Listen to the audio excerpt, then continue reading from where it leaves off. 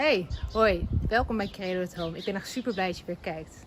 Het belooft een bijzondere Credo at Home te worden, want we zullen onder andere luisteren naar de getuigenis van Wolfgang en zijn vrouw Heike. Wolfgang is ziek geweest. Hij was besmet met het coronavirus, maar is er ook weer van hersteld. Hoe hij dit ervaren heeft, zal hij vandaag met ons delen. Daarnaast is het ook Pinksteren en vieren we dat de belofte van Jezus uitkwam en we daardoor zijn kracht kunnen ontvangen. De discipelen konden toentertijd niet stil blijven over wat zij gezien en gehoord hadden. Dit sluit mooi aan bij het verhaal van Wolfgang en Heike, die ook niet stil willen blijven over hun ervaring. Het is tijd om te luisteren. Ik hoop dat je bemoedigd zal worden.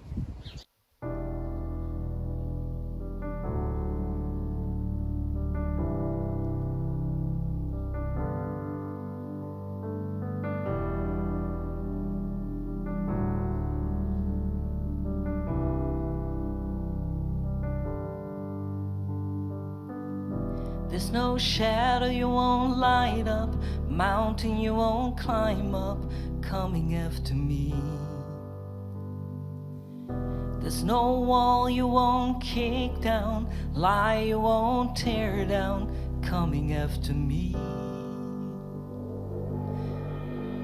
Oh, the overwhelming, never-ending, reckless love of God. Chases me down, fights till I'm found, leaves the 99. I couldn't earn it, I don't deserve it, still you give yourself away. Oh, the overwhelming, never-ending, reckless love. Shadow you won't light up, mountain you won't climb up, coming after me. There's no wall you won't kick down, lie you won't tear down, coming after me. There's no shadow you won't light up, mountain you won't climb up, coming after me.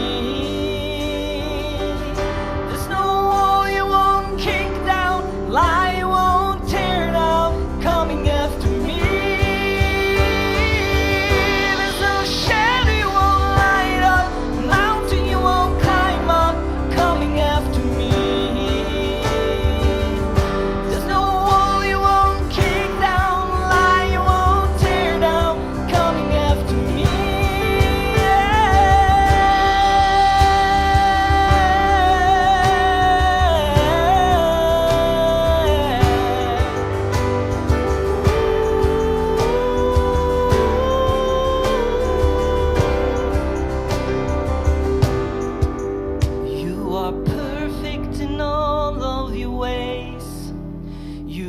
Perfect in all of your ways. You are perfect in all of your ways to us. You are perfect in all of your ways. You are perfect in all of your ways. You are perfect in all of your ways to us. You're a good, good Father. It's who you are. It's who you are. It's who you are. And I'm loved by you. It's who I am. It's who I am. It's who I am. You're a good, good Father. It's who you are. It's who you are. It's who you are. And I'm loved by you. I am, it's who I am, it's who I am. You are perfect in all of your ways. You are perfect in all of your ways. You are perfect in all of your ways to us. You are perfect in all of your ways. You are perfect in all of your ways.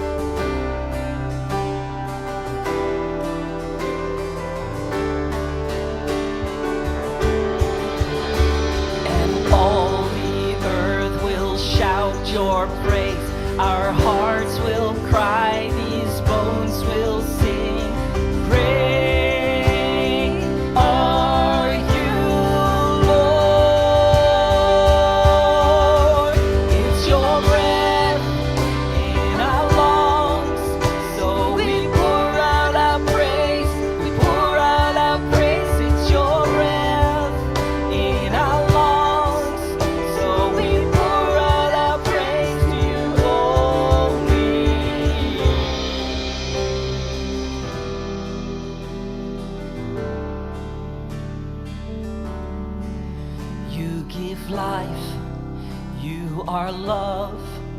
You bring light to the darkness, you give hope, you restore every heart that is broken. Great are you, Lord.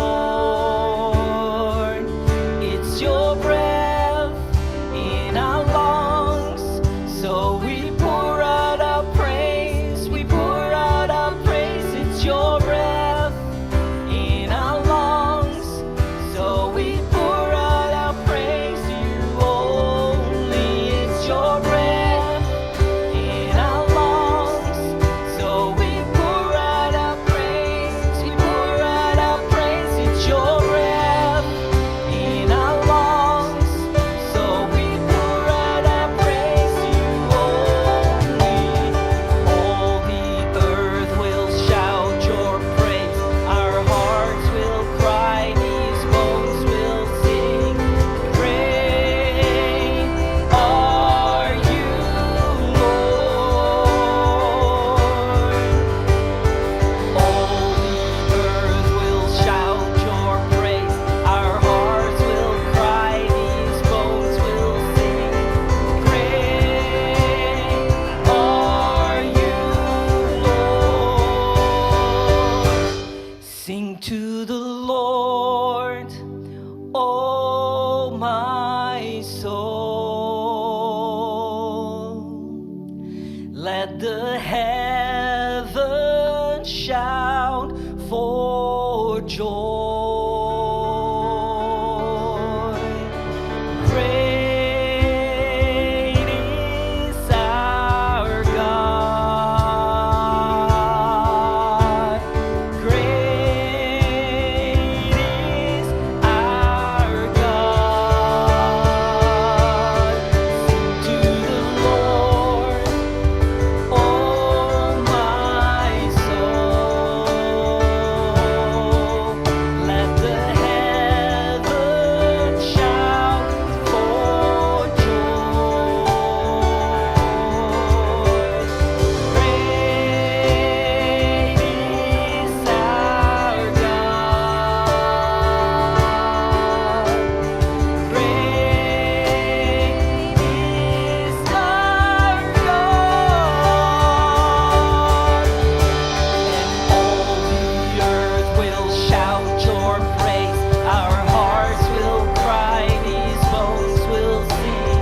Great are you, Lord.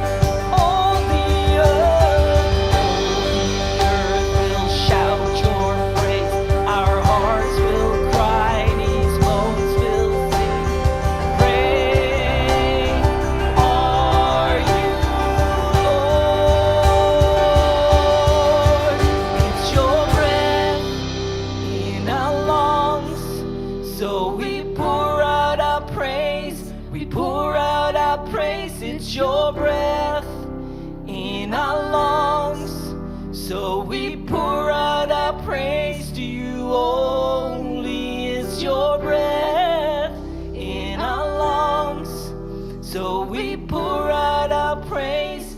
We pour out our praise. It's your breath in our lungs, so we pour out our praise to you only. Great are you, Lord. Great are you, Lord. Great are you, Lord.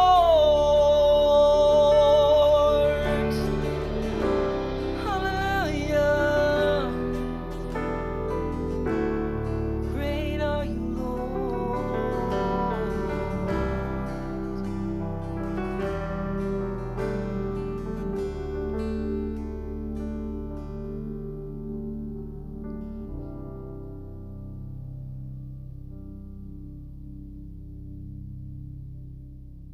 Good morning, church. Goedemorgen kerk. So here we are actually to Natasha's house. We zijn vandaag bij Natasha's thuis. For those of you who do not know, that is Natasha. Voor wie het niet weet, ik ben Natasha. And Natasha and we know each other since actually it was probably one of the first persons we met when we came to the Netherlands. En Natasha ken ik al lange tijd. Waarschijnlijk een van de eerste mensen die ik ontmoette toen ik naar Nederland kwam. So, but we are here in her home today. Maar we zijn vandaag bij haar thuis. Because actually in her life group something beautiful happened these past weeks. Want in haar thuisgroep is er iets moois gebeurd in de afgelopen Actually, it weken. started with a tragic event, but it turned into a beautiful testimony. Het begon met iets tragisch, maar het werd een mooie getuigenis. And here today we are with two wonderful people. En vandaag zijn we met twee geweldige mensen. I will try to pronounce their name in a correct way, without my French accent. Ik zal hun naam correct proberen uit te spreken zonder mijn Franse accent. We have Heike and Wolfgang. Ja, we hebben hier Heike en Wolfgang. So they are Germans. En het zijn Duitsers. And they've experienced something which we feel that could be a blessing for each one of us. En ze hebben iets ervaren waarvan ik overtuigd ben dat het een zegen kan zijn voor ieder van ons. So I will ask them a few questions. En ik zal hen een paar vragen And stellen. then I will give them the freedom to speak to us and to feel free to tell us what they have in their hearts. En daarna zal ik hen ook de vrijheid geven om te spreken wat op hun hart ligt. So, here we are. Thank you so much for being here with us. Dank jullie wel dat jullie hier met ons zijn. For taking the time of sharing your testimony. En dat jullie ook de tijd willen nemen om jullie getuigenis te delen. And actually, this period has been known as the period of the COVID-19. En deze periode staat nu bekend als de COVID-19 periode. You have all kind of new words which have been created around this season. En er zijn een heleboel nieuwe woorden ontstaan rond dit seizoen. And what everybody knows about this is the pain and the death which each day actually we are communicating about all kind of people which pass away or are in hospital. En deze periode wordt door veel mensen ervaren als een pijnlijke periode met ziekenhuisopnames en andere zaken die daarmee in verband staan. At least from my side, the way I know is every day looking at the news and how many people have been touched and how many people have been brought to hospital. En als ik naar mezelf kijk, ja, ik volg nieuws en er wordt verteld over hoeveel mensen zijn besmet geraakt, hoeveel mensen zijn in het ziekenhuis. Personally, I also know friends which have lost their lives because of COVID-19. En ik ken ook mensen die hun leven zijn verloren vanwege COVID-19. But we're here today with you. Maar we zijn vandaag met jullie. Because just like we have said these last weeks, we do not understand everything, but we know that God is in control. En ja, de afgelopen weken hebben we stilstaan bij dat we heel veel dingen niet begrijpen, maar we weten dat God in controle is. And you are one of that proof of this. En jij, Wolfgang, bent het bewijs hiervan. You're a miracle. Je bent een wonder. Both of you are a miracle in action right now. Allebei zijn jullie een wonder. So I will stop talking. En ik zal ophouden met praten. And I would like you to tell a bit, first of all, who you are, your family. Also, you are both involved in ministry. How? En ik wil jullie vragen om even wat over jezelf te vertellen en over je gezin, over wat voor bediening je hebt. And after that, you turn toward what happened these past months. En daarna kunnen jullie ook vertellen wat de afgelopen maanden heeft plaatsgevonden in jullie levens. So, here you are. Okay, thank you very much. So I'm Wolfgang. I have studied theology, I'm a trained pastor, but instead of pastoring a local church, we went with a mission organization to Ghana. Oké, ik ben Wolfgang en ik ben een theoloog. En ik doe niet alleen onderwijs als voorganger zijnde, maar ik ben ook uitgezonden naar Ghana. And right now, I'm teaching at a missionary training school in the Netherlands. En de afgelopen jaren geef ik onderwijs aan een zendingstrainingsschool in Nederland. And it's an international school, so we have students from all over the world. En het is een internationale school met studenten naar de hele wereld. So would you like to introduce this? Yeah, Wil jij jezelf Heike. We've been married for 25 years. We've got one boy, he's 23 and studying ethnology and business. En ja, ik ben Heike dus en we zijn 25 jaar getrouwd. We hebben een zoon, Dominic, die studeert in het zuiden van Duitsland. We went together to Ghana, and afterwards we worked together at Cornerstone. That's the name of the Missionary Training College. Ja, we zijn samen naar Ghana geweest en samen hebben we ook onderwijs gegeven aan Cornerstone, wat de Bijbelschool is hier in Nederland. I've got a master's degree in intercultural studies, and I'm also teaching German and English to people who want to learn these languages.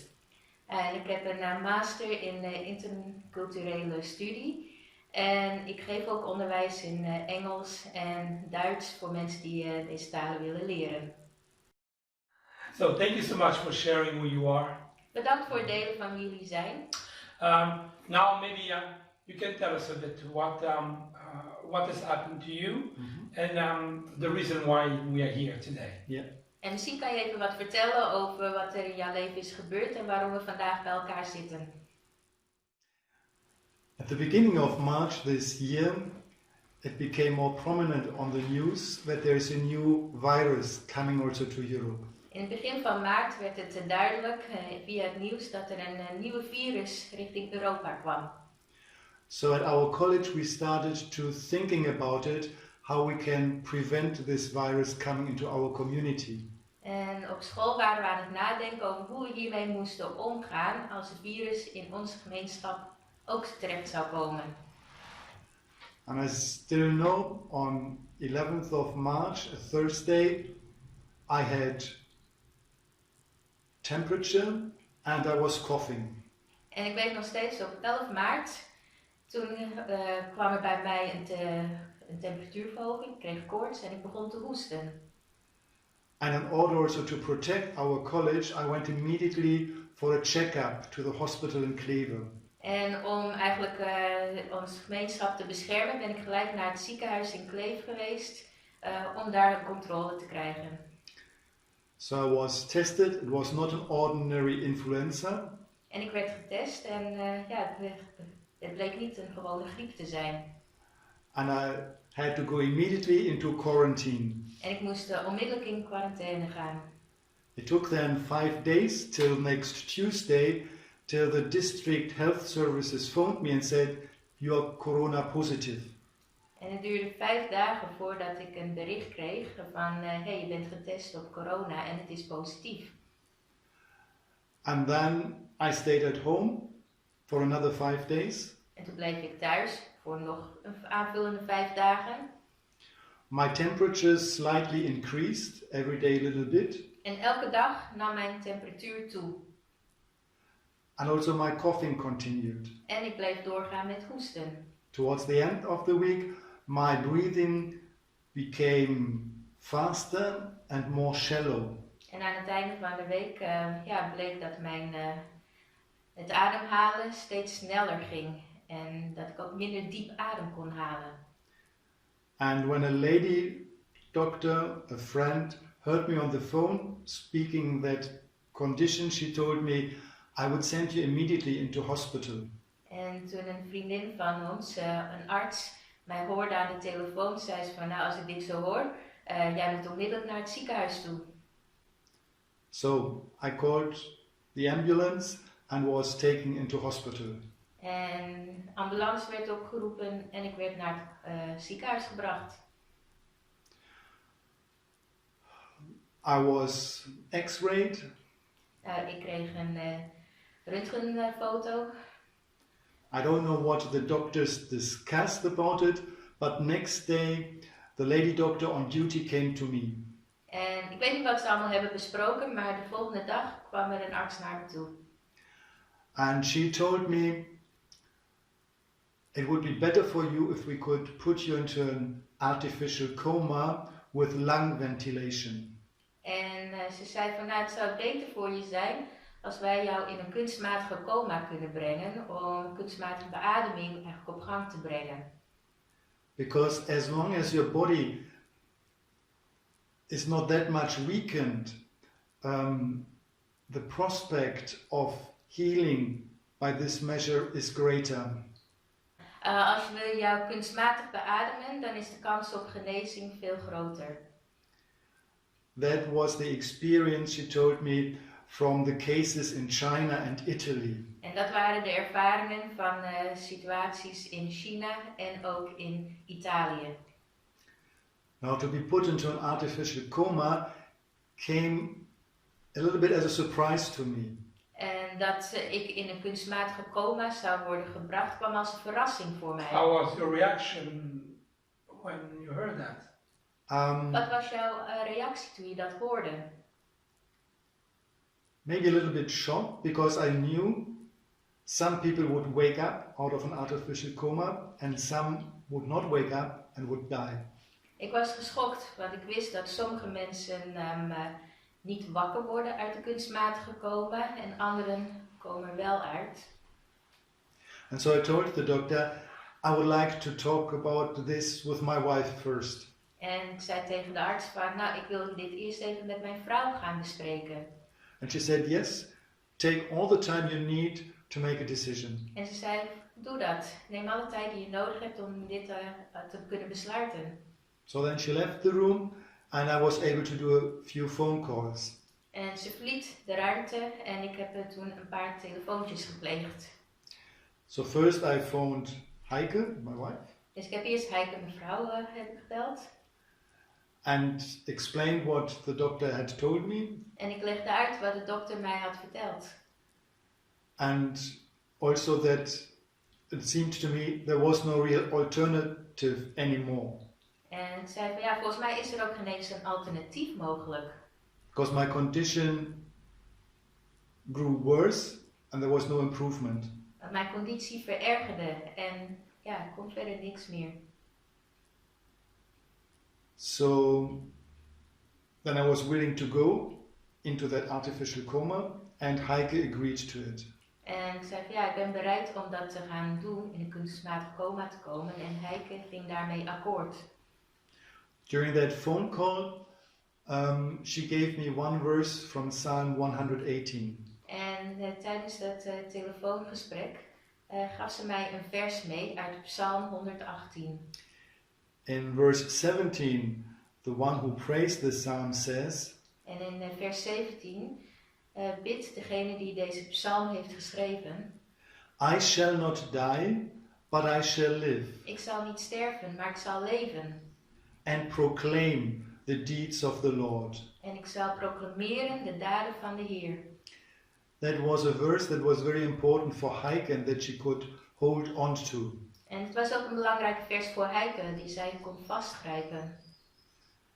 It was a nice verse, but for me the time was somehow too short to really grasp it and make it my own. En het is een hele mooie vers, maar voor mij was de tijd te kort om dit vers mij ook eigen te kunnen maken en het te kunnen doorleven en begrijpen. To make it as a personal promise from God to me. Om het te kunnen vatten als een persoonlijke belofte van God aan mij.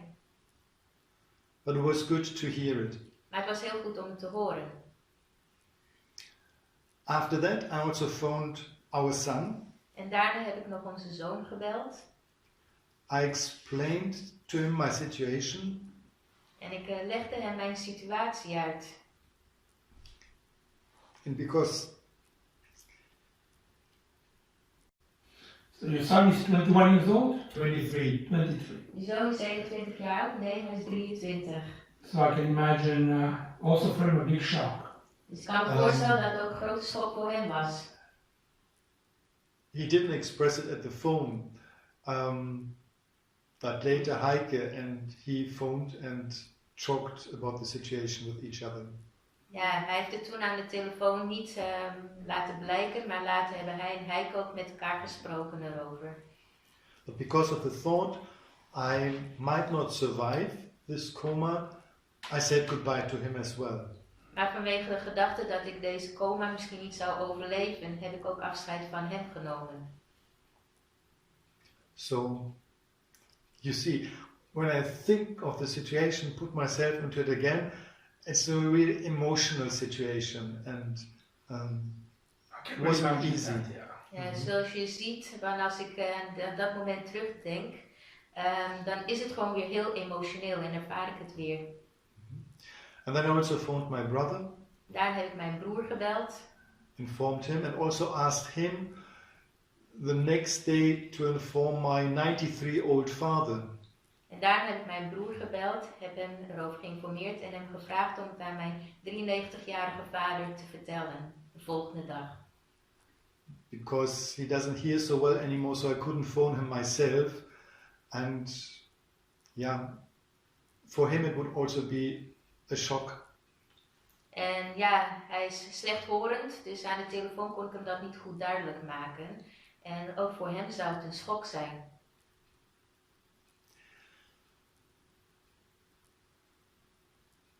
In this situation, I was also facing the possibility of death. En in deze situatie moest ik omgaan met de mogelijkheid om te sterven. And the question I had then was, can I really say yes to the artificial coma? And I'm ready if it's God's will, am I ready to die? En ik moest nadenken over de vraag, kan ik ja zeggen tegen die kunstmatige coma, in de wetenschap dat ik wellicht zou kunnen sterven. Do I believe myself now personally what I have preached to others? En geloof ik persoonlijk wat ik ook heb verkondigd aan de anderen over God? Because of course it's one thing to preach it and another thing is to live it. Want het ene is om erover te spreken, maar het andere is om erover te kunnen leven. And I can imagine that of course from your side you have to take that decision, but I'm sure that your wife Heike also had to agree on this decision. And for her it was like, I'm not deciding for my life now, I'm deciding for the life of my husband. En ja, en dit is een keuze die niet alleen op jouw betrekking had, maar ook op je vrouw. Dus het is een hele lastige situatie. So we will go back to you, but maybe 1 second. Maybe Heike, how did you, I imagine my wife would call me and say, you know what, this is happening to me. I don't know how I would react. En ja, Heike, hoe was het voor jou toen jij dat telefoontje ontving? I already find amazing that you had the power, the spiritual power to give him a Bible verse and to say, okay, there is hope, there is life, there is God in this. Ik ben al heel erg onder de indruk dat jij de geestelijke kracht had om Wolfgang een Bijbelvers mee te geven over dat er hoop is, dat er leven is, dat God er is. Maybe we have to go a few days back so that you can understand the process I've been going through. Daarvoor moeten we even een paar dagen terug, zodat je begrijpt hoe het proces was voor mij. On the Sunday when Wolfgang was ill, but we did not know yet that he had corona or COVID-19, I painted. Sometimes I paint. And some years back I had started a picture and hadn't finished it. Op de zondag, voordat Wolfgang werd opgenomen, sloeg ik aan het schilderen. Af en toe schilder ik als ik iets tot uitdrukking wil brengen. So this picture that I had started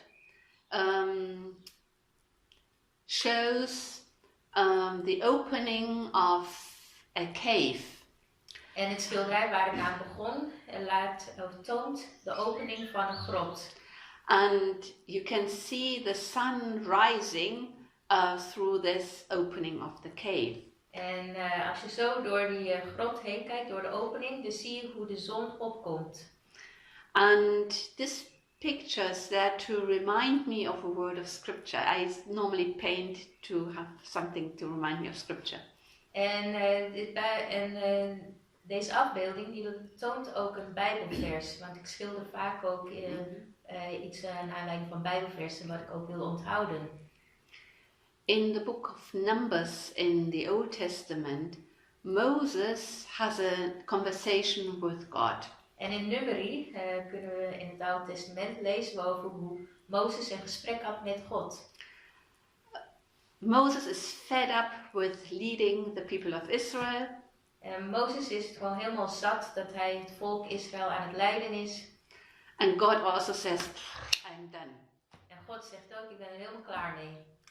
And then Moses said, you know, if you still want me to go in front of these people and lead them, I'm not going anywhere without your presence with us. En Mozes zegt, als ik dit volk nog verder moet leiden, ik doe het alleen als u met ons meegaat. And then Moses says, I want to see your face, God. En Mozes zegt, ik wil uw gezicht zien, Heer. God says, not possible, you will die if you do. En God zegt van, Mozes, dat is niet mogelijk. Als je dat ziet, dan sterf je. But I have an idea. Maar ik heb een idee. I put you in this cleft, in a very shallow, narrow cave kind of thing, or cleft, yeah. Ja, ik ga staan in een smalle uitsparing, in een rots. And then I put my hand above you En als ik mijn hand boven je to leg, shelter you, and then I will pass by. dan kan ik jou beschermen en dan kan ik voorbij And when lopen. I've passed by, take my hand away, and then you can see my glory. En als ik dan voorbij ben, dan kan je kijken en dan kan jij mijn glorie zien. Just the rear of my glory. Alleen de achterkant van mijn glorie. And it spoke to me as I was painting. I thought, yeah, we are all in a narrow space at the moment. En toen ik aan het schilderen was, dacht ik van ja, we zitten allemaal in zo'n smalle uitsparing op dit moment.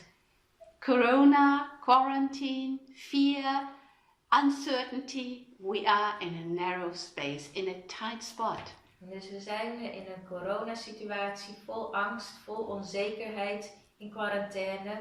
En ja, we zitten gewoon eigenlijk bijna in een soort van doosje. And it was as if God was saying, but we will see His glory in hindsight. En het was alsof God zei van wij zullen zijn glorie zien achteraf. And that reminded me of a verse in John 11, verse 40. En het herinnerde mij aan een Bijbelvers in Johannes 11, vers 40. Jesus says to Martha, if you believe, you will see my glory, or you will see God's glory. Waarin Jezus tegen Martha zegt, als jij gelooft, dan zul je Gods glorie zien. So that is the story that, that is the condition with which I went into this whole situation, COVID-19, corona positive, and then seeing Wolfgang degenerate throughout the week. Dus dat was de gemoedstoestand voor mij in het proces. Toen ik zo Wolfgang zag hoe hij dag na dag achteruit liep. And so then when Wolfgang phoned on that Sunday, En toen Wolfgang zondag toen belde, my first reaction was, we cannot fall deeper than in God's hands. Toen Wolfgang belde, toen was mijn reactie van, we kunnen niet dieper vallen dan in Gods handen. Yeah. So then God gave me this verse to pass on to Wolfgang, and yeah, it was goodbye. It was a farewell. We did not know whether we would see each other. Ja, God gaf mij dit vers en het was een vaarwel en we wisten niet hoe het verder zou gaan. I think we need to see there's a spiritual side to it and there's an emotional side to it. En ja, er zit hier een geestelijke kant aan, maar ook een emotionele kant. Yeah. I felt we were secure in God, even if that would mean death. I mean, I really counted that possibility in. En ik wist dat er zekerheid was in God, ook al wist ik van dat er ook een kans was van dat er overlijden zou zijn. But emotionally, to just think of the possibility that we would not see each other again, I needed tissues. Emotioneel gezien, gewoon de kans van dat we elkaar niet meer zouden zien, ik had echt zakdoekjes nodig. I mean, tissues are very, very small compared to what I would need. Okay. I would need a whole box of tissues. A few days later. Oh, you wanted to Ja, en ik heb een hele doos vol met zakdoeken nodig als ik in zo'n situatie zou zijn. few days later, Natasha phoned and said she wanted to bring a book so that I have something to do, and she offered also to do some shopping. Een paar dagen later belde Natasha op en zij zei van nou, ik wil een boek voor je langsbrengen en ik wil ook wel een paar boodschappen voor je halen. Yeah, so I asked her whether she could bring another pack of tissues. En ik heb gevraagd of ze nog een doos vol met tissues kon meenemen. Wow. Thank you so much for sharing what you shared at this point. En dank je wel voor het delen van wat je nu hebt verteld. So imagine now this, after that, yes. So I think it didn't take too long for you to be put in a coma. Niet lang daarna ben jij waarschijnlijk in coma gebracht. Yeah, at that moment, I think I wasn't able to say it as Paul said it in Philippians 1. Nou, op dat moment heb ik het niet kunnen zeggen zoals Paulus in Filippenzen. My desire is to depart and be with Christ, Mijn verlangen is om te vertrekken en met Christus te zijn. for that is far better. Want dat is veel beter. Which is true, but at that moment I rather thought of my family, En het zijn waarachtige woorden, maar op dat moment dacht ik aan mijn gezin. and also the things I would have liked to do in Cornerstone. En ook de dingen die ik graag wilde doen in Cornerstone. But I had to make a decision. Maar ik moest een keuze maken. I didn't feel any fear. En ik voelde geen angst. I could trust that Jesus was alive, Ik kon vertrouwen dat Jezus leeft. and if it were His will En als het zijn wil was to take me from this world, om that I would be with Him. mij van deze wereld te halen, dan zou ik ook met hem zijn. So I had some hope to get through, Dus ik had wat hoop om er doorheen te komen. because 20 years ago I had a lung operation Want 20 jaar geleden had ik een longoperatie. where part of the lower lobe of my left lung was removed. Waarin het onderste deel van mijn linkerlong is verwijderd. It was a difficult operation, Het was een hele zware operatie. but it went well and I also recovered quite quickly from it. Maar het ging goed en ik herstelde heel snel daarna. So hope that it might be the same, Dus de hoop dat het misschien hetzelfde zou zijn. and otherwise, putting my fate into God's hands, Anders dan gewoon ook mijn vertrouwen in God leggen. because there was nothing I could do anymore. Want er was niks anders wat ik meer kon doen. So I prayed briefly Dus ik heb kort gebeden and then called the doctor and told her I'm ready. en de dokter gebeld en gezegd van ik ben klaar. And then they didn't waste any time. Ze hebben geen tijd verloren. The bed was taken into the room of the intensive care unit En mijn bed werd geplaatst in een ruimte in de intensive care. with all the instruments. Met alle instrumenten die je nodig hebt. The anesthetics mask was put on my face, En de narcosemask werd op mijn neus gelegd. and in a few seconds I was gone En na een paar seconden was ik weg. for 11.5 days. Voor 11,5 dag.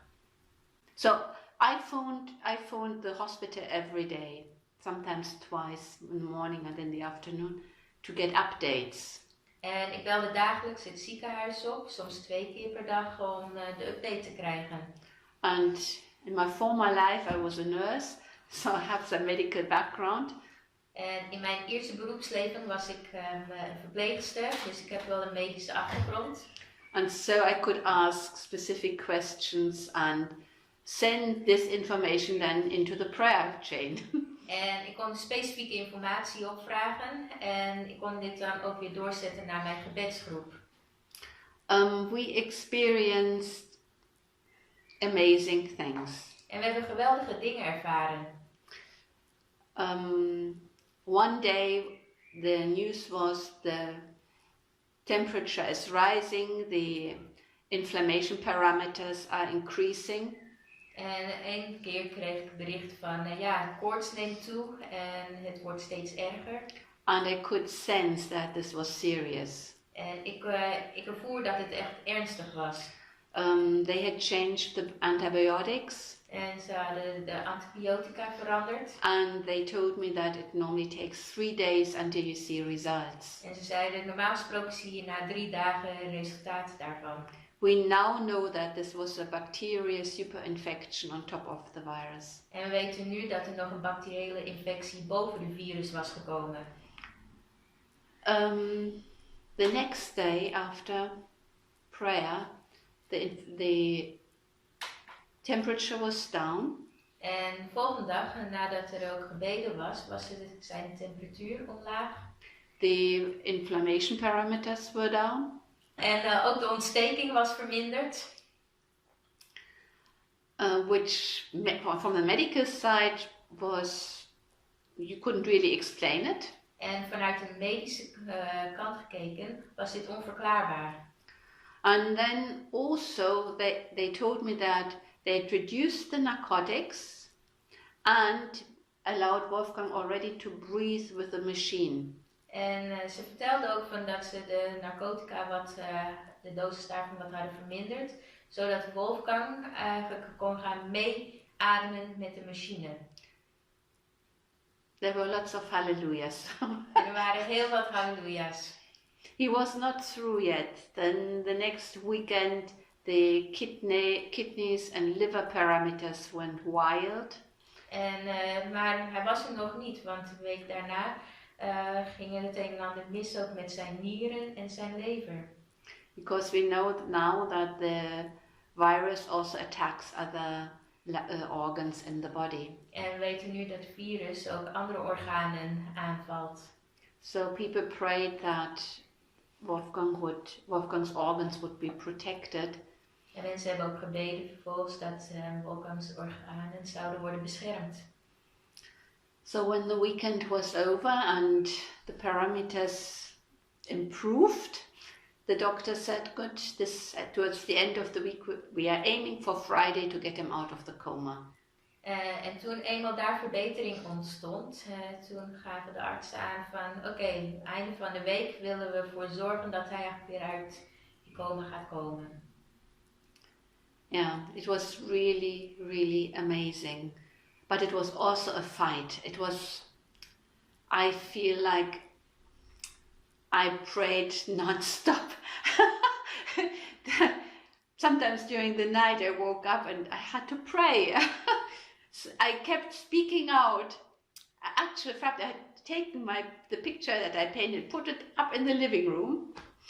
Oké, sorry, carried away. Ze is heel enthousiast, maar ze heeft echt een heleboel geweldige dingen ervaren. En het is alsof ik gewoon continu in gebed was. En het was echt een strijd wat ik heb ervaren. En op een bepaald moment heb ik gewoon de schilderij die ik net had gemaakt, heb ik opgepakt en in de woonkamer gezet. And so often I looked at this picture and said, I believe, I want to see God's glory. Lord, I believe, I want to see your glory. En ik heb heel vaak uitgesproken, Heer, ik wil geloven. Ik wil uw glorie zien. Ik geloof. I imagine that you're laughing today, but I don't think you were laughing when you took that painting in front of you. Je bent nu aan het lachen, maar ik denk op het moment dat je die schilderij pakte, was je niet aan het lachen. So and then the 11 days and a half have passed. They woke you up. Dus 11,5 dag zijn voorbij en je wordt wakker. First of all, I guess you had to realize who you were, where you were. Moest je eerst eigenlijk weer ervaren van wie je was en waar je was. The waking up was horrible. Het wakker worden was vreselijk. Because it was accompanied by nightmares. En dat ging samen met nachtmerries.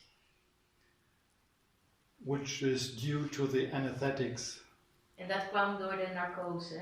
So also other patients coming out of coma experience this. En ook andere patiënten die uit corona komen, die ervaren dit. In my case, I was somewhere kept on a kind of hospital ship. En ik ervoer het als zijnde dat ik op een hospitaalschip was. Where I didn't know how I got there. En ik wist niet hoe ik daar kwam. I was completely on my own. En ik was helemaal alleen.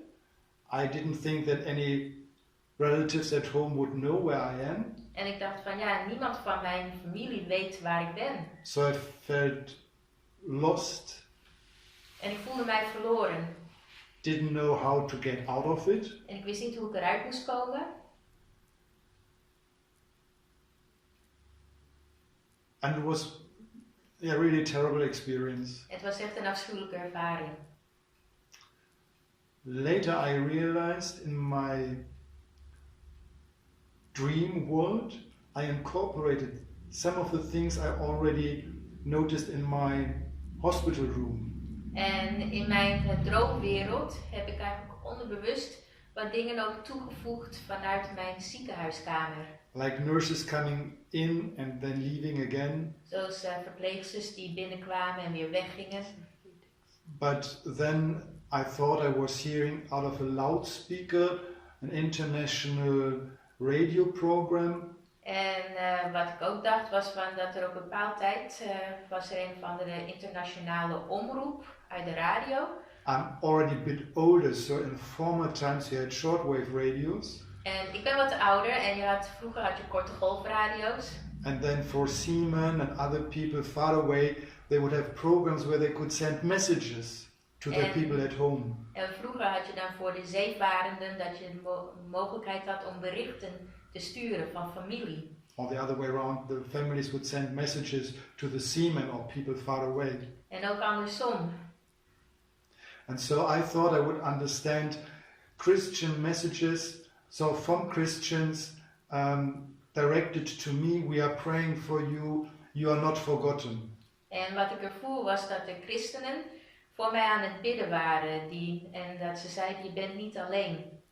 Later I realized this loudspeaker that I saw, that was the flat screen at the top of the wall En later, in your room. en later realiseerde ik me van dat die luidspreker die ik zag, dat het eigenlijk het scherm was van de televisie in mijn kamer. So Friday I was woken up, but it was still on Saturday when a nurse came to care for me that I talked to him in English because I thought I was somewhere else.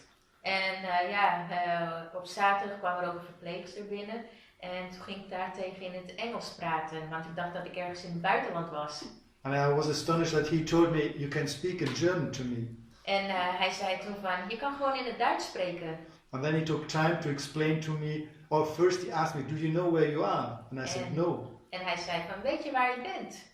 En ik zei nee. And then he said in which hospital I was, which day of the month it is, how long I was in coma. En hij vertelde mij toen van waar ik lag en wat voor datum het was en hoe lang ik in coma had gelegen. And then I felt relief. En toen voelde ik opluchting. I was safe again. Ik was weer veilig. But even next morning on Sunday, he asked me, do you know where you are? En de volgende dag was het zondag en toen vroeg hij weer aan mij, weet je waar je bent? And then I could tell him, yes, I know. En toen kon ik zeggen, ja, ik weet het. But when Heike visited me in the afternoon, Maar toen Heike me 's middags bezocht, we could only talk through the window konden we alleen maar door een raam eigenlijk praten, via a phone. met een telefoon. I had to ask her, what is now part of my dream world and what is reality? En toen moest ik haar vragen van, wat is nou mijn droomwereld en wat is werkelijkheid? Because even after 2 days, I wasn't sure what was real and what was unreal. En ook na 2 dagen wist ik nog steeds niet helemaal zeker van wat echt was. When I came to him, he said, "Did you come by helicopter?" Toen ik bij hem op bezoek kwam, toen vroeg hij mij, ben je met de helikopter gekomen? Because apparently in his dream, I had been in a helicopter and he'd heard my voice. En want blijkbaar in zijn droom was ik in een helikopter geweest en hoorde hij mijn stem. And then before I told him, he told me, "Tell all those who prayed for me that the prayers had arrived." Ja, en voordat ik hem daarover kon spreken, zei hij tegen me van, dank degenen die voor mij hebben gebeden, want de gebeden zijn aangekomen. And I'm really a strong belief that through the faith that I've seen in you through this situation, En ik ben ervan overtuigd, zoals ik zie hoe het geloof sterk is in jou en in deze situatie. I'm sure that you will be a source of encouragement for many, many people. Dat jij een bron van bemoediging kan zijn voor een heleboel andere mensen. So what would be, how it has been? Dus hoe is het? First of all, I'm very thankful to God Als eerste ben ik heel dankbaar naar God toe. because I've experienced a miracle, a personal miracle. Want ik heb een persoonlijke wonder beleefd. During this time, many people have died Gedurende deze tijd zijn vele mensen overleden. at the same age as me, In dezelfde leeftijdsgroep als ik. without sicknesses that they had before, and they made them more vulnerable to this virus. Zonder ziektes te hebben ervaren, maar mensen die ook kwetsbaar zijn met het virus. And I can live. Why? En ik kan leven. Waarom? So it's a gift from God. Dus het is een cadeau van God. It's undeserved, Het is niet verdiend. and we can't even demand it from God. En we kunnen het ook helemaal niet eisen van God. Although many people have prayed, En ook al hebben vele mensen gebeden, we cannot manipulate God. He is sovereign. kunnen we hem ook helemaal niet manipuleren, want hij is soeverein. So I can't completely explain it, why God has saved my lives and others went into glory. Dus ik kan het ook helemaal niet verklaren waarom mijn leven gespaard is en anderen Gods glorie gingen zien. Because I think also other Christians have died from this disease. Want ik weet ook dat andere christenen zijn overleden aan deze ziekte. So it makes me personally very thankful to him. Dus het maakt mij persoonlijk heel dankbaar aan hem. And quiet time with Jesus has become more meaningful again. En mijn stille tijd met Jezus heeft meer betekenis gekregen. And although it's now 1.5 months since I woke up again, En ook al is het 1,5 maand geleden sinds ik weer wakker ben. things are fading away a little bit, En dingen zijn aan het vervagen langzamerhand. except for situations like this interview, Behalve in situaties zoals met deze interview. where the situation of that time becomes very real again. Waarin dan eigenlijk wat ik toen heb ervaren weer heel levend wordt. I want to keep this in my mind, that what God has done, Wil ik ook in mijn hoofd houden van wat God in deze periode heeft gedaan. and really make myself available to Him and what He wants me to do. En mij ook beschikbaar wil stellen aan God voor wat Hij wil dat ik ga doen. And I'm also newly aware of the power of prayer. En ik ben opnieuw bewust van de kracht van gebed. And I was amazed how many people prayed for me. En ik ben van ondersteboven hoeveel mensen eigenlijk voor mij hebben gebeden. I realized that the first time when I talked for the first time with our son Dominic again on phone. En ik besefte dat voor het eerst toen ik met Dominic, mijn zoon, heb gesproken over de telefoon. During my time in coma, he did an internship at our WEC headquarters in Germany.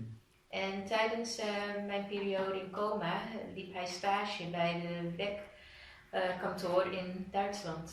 And what impressed him was that the staff, the WECers, there prayed every morning and every noon for me. En wat hij heel erg indrukwekkend vond, was dat mensen daar 's ochtends en aan het einde van de middag voor mij baden. And I think that also helped him, my son. En dat heeft hem ook geholpen. And then I realized we both are part of several faith communities. En toen realiseerde ik mij hoe we deel uitmaken van verschillende geloofsgemeenschappen. There's my home church in Essen in Germany. Nou, ik heb een thuiskerk in Essen in Duitsland. There is Heike's home church in Leeds in England. En daar is Heike's thuiskerk in Leeds in Engeland. There is our faith community in Cornerstone, staff and students. Er is een geloofsgemeenschap in Cornerstone met de stafleden en de studenten. And there is the WEC family, our mission organization. En er is ook nog de WEC-familie als zendingsorganisatie. And everywhere we have people who know how to pray, how to bring things before God. En op al die plekken heb je mensen die weten hoe ze moeten bidden en hoe ze dingen voor Gods troon kunnen brengen. And I've just thought last week about a verse again from Paul in Philippians. En de afgelopen week heb ik nagedacht over een Bijbelvers van Paulus in Filippenzen. In verse 13, no, in verse 19 in the first chapter he says, En in hoofdstuk 1, vers 19 zegt hij, while he was in prison, toen hij in de gevangenis zat, for I know that through your prayers want ik weet, dankzij jullie gebeden and the help of the Spirit of Jesus Christ, en door de hulp van de Heilige Geest, this will turn out for my deliverance. zal dit ten goede keren voor mijn verlossing. So Paul has two aspects here. En Paulus heeft hier twee onderdelen. There is the work of the Holy Spirit, or the Spirit of Jesus Christ, En er is het werk van de Geest van Jezus Christus. and there is the prayer of the church. En er is het gebed van de kerk. And both works hand in hand. En beide gaan hand in hand samen. The sovereign acting of God, En de soevereine acties van God. and at the same time the many prayers and the unceasing prayers of the Christians, the church members. Tegelijkertijd met de gebeden van de gemeenteleden, van de christenen. I can't explain it fully, but it works together. En ik kan het niet volledig verklaren, maar het werkt samen.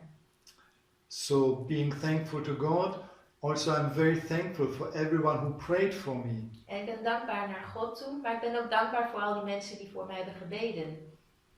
All these people who know me, but even people like in your church who didn't know me or only from the distance got to know me. En ook mensen bij jullie in jullie geloofsgemeenschap, een aantal die ik ken, maar ook een aantal die ik niet ken en die voor mij hebben gebeden. I really want to thank you for reliving this situation with us. En ik wil jullie danken voor dat jullie de tijd hebben genomen om deze situatie opnieuw te beleven. Even though your emotions came back, En de emoties kwamen terug. thank you so much, because as you said, sometimes we wish we can hide them, those or to bury them, not think about them anymore. Ik wil je danken, want zoals je ook al zei, was van dat we soms gewoon al die gevoelens en ervaringen wat verder weg willen stoppen.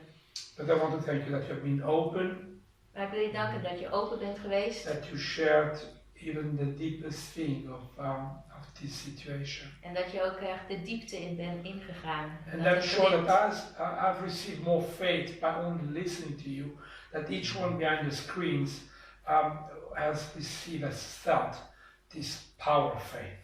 En ik heb nu veel meer geloof ontvangen en voel het ook bij mij. En ik ben ervan overtuigd dat mensen die hier naar kijken van achter hun scherm, dat ze dat ook zullen ervaren.